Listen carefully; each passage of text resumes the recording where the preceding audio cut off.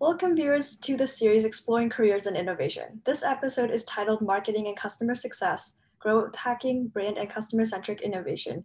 My name is Saren Kim, class of 2022 at Middlebury College, and I would like to introduce this episode's guest speaker, Olivia. Hi. Hi, how are you? Good, thanks. How are you? Good. Thank you for joining us today for this episode. I am joined today with Olivia Liu, who graduated in class of 2008 and is currently Commercial Chief Officer at Hearth Health Intelligence. Welcome and thank you for joining us, Olivia. Thank you for having me. Yeah, of course. This series explores a number of different functional areas involved in growing early stage ventures. Can you tell us a little more about your organization and what you do in your role as it relates to marketing? Yeah, for sure. So as of 3 months ago, I joined this startup called Heart Health Intelligence, as you mentioned, and I joined as the Chief Commercial Officer, which means that I run the go-to-market side of the business, which includes sales and marketing as well. And so our goal as a company is to help our elderly and folks with chronic conditions age in place, meaning age at home, as long as possible by enabling healthcare in the home.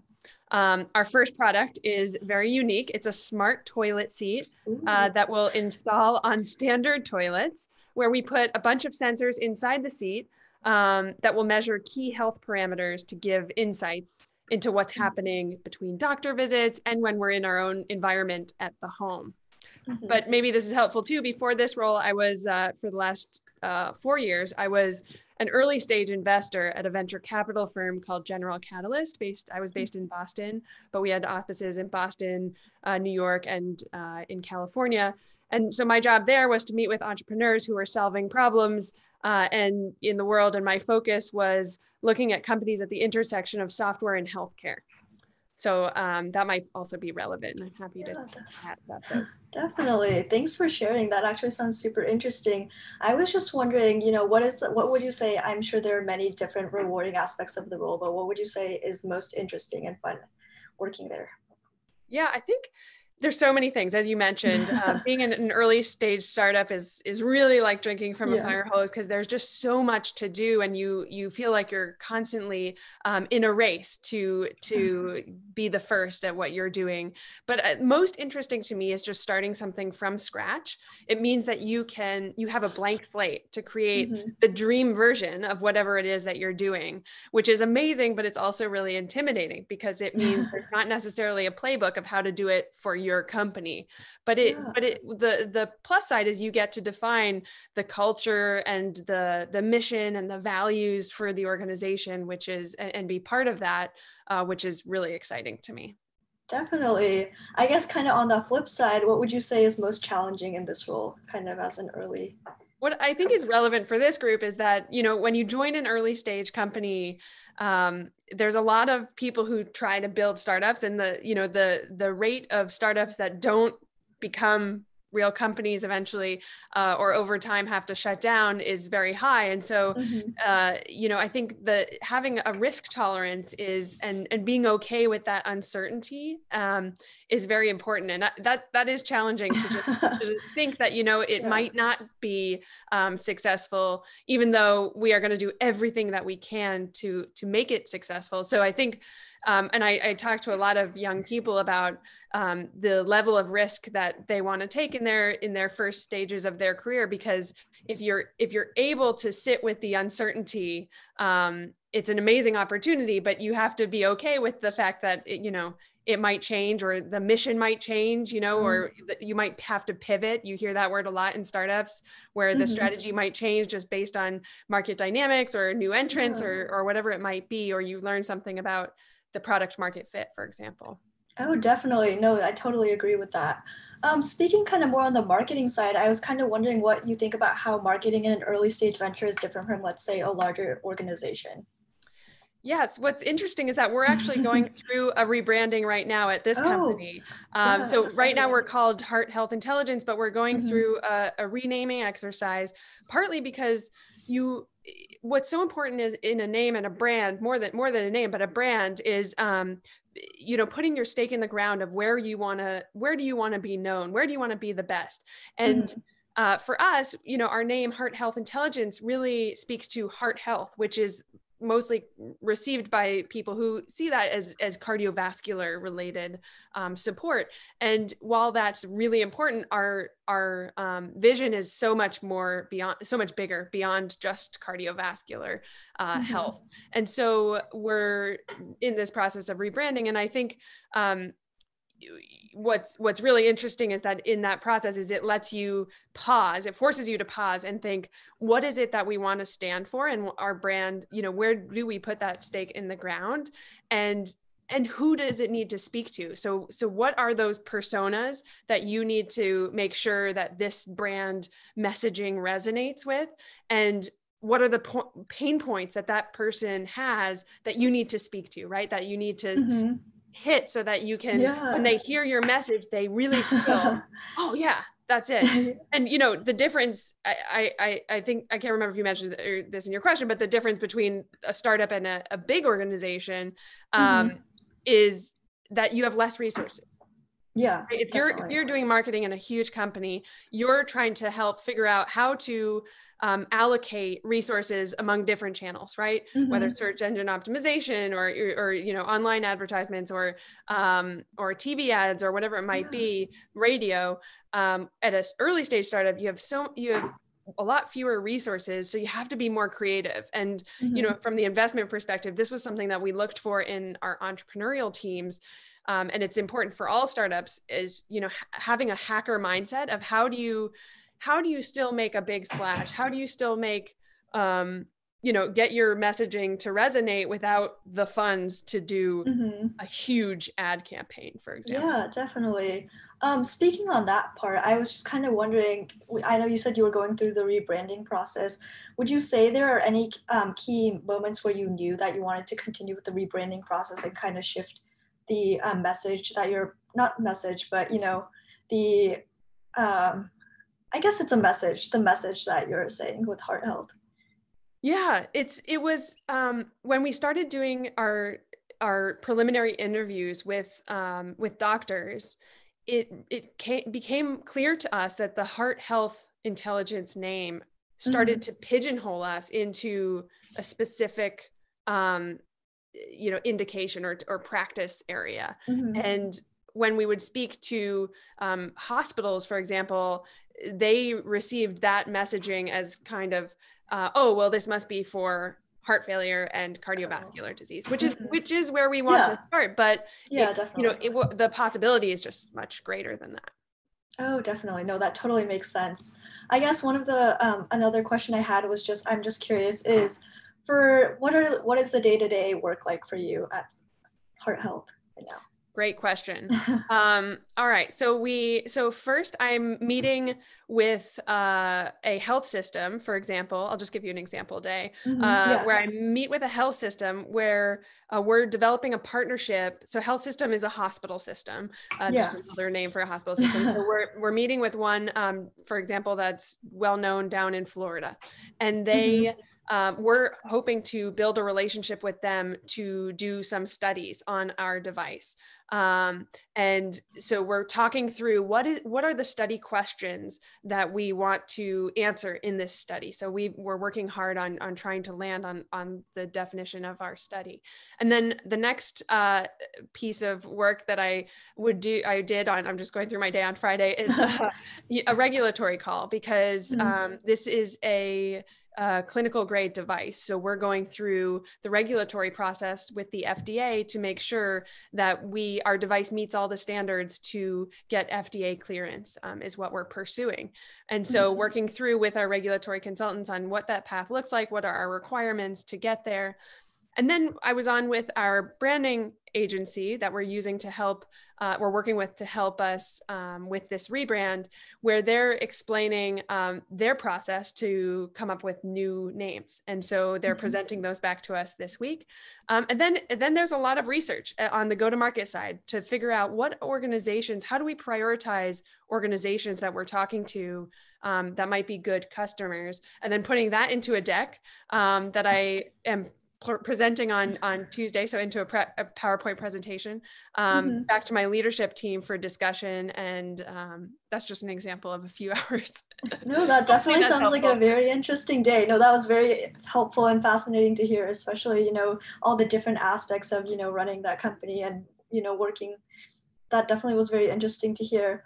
Well, thank you so much for sharing these insights.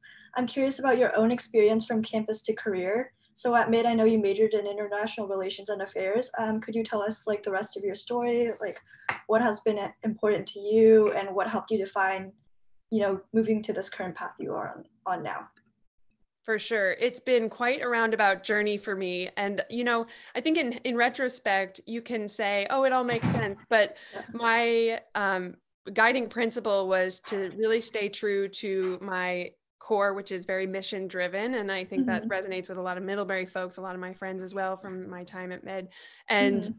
And also being open to opportunities, to despite what the title might be or what the level of role, and I'll explain more of that in a minute. But so let's see, I started at Middlebury, or I went to Middlebury. I was actually a Feb, so I graduated in 07 and 0.5. Exciting. And I studied international relations, as you said, and Mandarin was another big focus of mine. And I point that out because for me, you know, I ask this a lot of candidates when I'm interviewing, what is your superpower? And for me, languages was at the time and still is part of my superpower. So I grew up in a French English household, and I studied Mandarin at Mid, and it's helped frame my journey from there, which I'll touch on in a moment. So I, you know, at Middlebury, I felt that we were taught with a great education comes great responsibility to do good in the world and give back. And that was really important to me. And I think at the time, Middlebury was really encouraging folks who wanted to do good in the world to focus on nonprofit or teaching or public sector jobs. And I followed several of my Mid friends to work at the Obama campaign in Michigan, which was amazing. And, you know, it was another example of just, you may not know, or the uncertainty of what an experience would look like, but it gave me really good experience of managing a group of people at a really young age. And I always think that's, you know, you might not know what you're going to get out of an experience or a role. So having that open mind is really important just to learn. And then after that campaign, I went to San Francisco to work at a couple different nonprofits. And I quickly became exposed to this idea that one of the nonprofits in particular just had a really unsustainable business model. And I felt that the nonprofit was just too dependent on the whim of its donors, and whether that issue resonated with the donors at that given time. And my mentors at the time in San Francisco suggested I go to business school to learn about other business models where I could still make an impact. And for me, what was most fascinating is I felt that it was learning a new language, this language of business, and being able to communicate with a whole new group of people. And so I went to Georgetown to pursue my MBA in DC, where I thought I would get back into the international relations. And, you know, a big consulting firm called Capgemini recruited me, and they pitched to me that, oh, you love learning about different business models. Why don't you come work for us? You can continue to learn and we'll pay you. And I couldn't believe it. I said, that's a real job. And so I'll just, you know, as a tangent, I always tell young people, if you really aren't sure what to do, just go find a job where you can learn as much as possible. And consulting is a great example of that. Definitely. It's a good training ground. So after a few years, though, I was tired of traveling all the time. I was traveling every week, and we wanted to move to Boston to be closer to where I grew up. So we moved, and I reached out to my network, which is another important thing that I always tell people is just, you don't realize what relationships will be important to you or can help you. So just, you know, I would recommend for people to keep a personal CRM, customer relationship management, you know, so you can keep track of all of your relationships that might be helpful down the line. You just never know. And what the anecdote here, which I'll share, but is kind of funny, is that I reached out to one of the people on my list was somebody that I had nannied for when I was in high school. And he had started this venture capital company, and he said, oh, you're interested in going to a startup in Boston. Why don't you come be my chief of staff and you'll be able to see what's going on in the Boston landscape. And so I spent a year as his chief of staff, and it turned into an apprenticeship in the venture capital model. And so after that, I shifted over to the early stage venture team, where I worked as an investor for the last 3+ years. And I was focused, as I mentioned, on the intersection of software and healthcare companies. And I was looking at companies at the earliest stages. So that's called seed, Series A, and Series B rounds of funding. And just to close the loop on, the mission-driven piece, which is really important to me, I always kept my lens of mission-driven founders and solutions at the front and center of my work. And a couple examples when I could. In consulting, it's a little different because you're just put on a project, but a couple examples of investments that I spearheaded at General Catalyst is like Path AI. Is a company that uses machine learning to more accurately read biopsy images. And I believe will make a tremendous impact on just the way that we diagnose cancer over time. And then another example is a company called Plume, which I am also really passionate about. And they are a company that's creating a better healthcare experience for the trans population, a super underserved population in healthcare. And so just to give you an idea that I want to encourage folks that even you don't have to go into a certain sector, let's call it, or a certain type of business model just to make an impact. Yeah, definitely. I really loved hearing about all your experiences and all the great advice and wisdom that you gave. Once again, thank you again for sharing your experiences. Given your experiences and what you know now, what advice can you give to current students on how to best prepare themselves for entry points into early stage ventures? The key is finding an organization, whether it's a nonprofit group or a company, or a public sector job that you can really get behind. So not just, when I say that, I don't just mean the product or problem they're tackling, which is really important, but also from a culture perspective. And I think people underestimate this in their job search, but working with people who you really believe are amazing and you can really learn from just makes such a difference. And I think if you're not sure what to do, I think going into a startup or even consulting is a great way to learn. I think a career goal at this point in students' mind should be to put themselves in a position where you can just learn the most. And I think, what I think a lot of people get tied up on is job titles. And at this stage, the key is just getting into an organization that has great people and that you believe in their mission. And the rest, I have no doubt that Middlebury people can prove themselves and will grow with the organization. And so the title should really be, even the function in the beginning should just be secondary, and with the goal of just learning as much as possible. And then you get exposed to so much. And then you can figure out where you want to land as you grow. Definitely. That's great to hear. I was just kind of curious, what kind of skill sets are important to have, would you say? It really depends. So, if you're going to go after a technical path, like software development, you need technical training and experience. And I think that's a little less common at mid, but for a lot of mid folks, the key skill set that we're able to bring to the table is one, development of relationships. I think that's an important one. Also, being able to do great research and synthesize the research into a very comprehensive, concise format is something that is so valuable at any role and any level. And being able to do that quickly it's something we learn at mid. I think everybody kind of gets that hammered into them. And that's a huge skill set that you should put on display when you get to a company. And also just the drive and grit. I think that it's underappreciated in the job interview because it's hard to tease that out of somebody. But once you're in a job, that is a skill that I'll call it a skill, but maybe it's more of a characteristic that just is so important to success. Definitely. That I totally agree with everything that you said, even though I'm still in my phase of going through college right now. Well, Olivia, I Good just to wanted to remember. thank, It's good to yeah, remember. Even yes, what's good to exactly. remember is that all this practice of doing your research papers and all the homework assignments are Mhm. just giving you reps for this type of research and preparation for the future. It's not for nothing. Definitely. Yeah, that's good to know. Especially, I feel like with the liberal arts colleges, the environment can be very different from some of the other schools that people come from. But that's very reassuring to hear. I wanted to once thank you again with your engagement with us in helping students to prepare for their first career destinations. Of course. I'm so happy to do it. Yeah, definitely. Thank you. This concludes this episode within the series Exploring Careers and Innovation.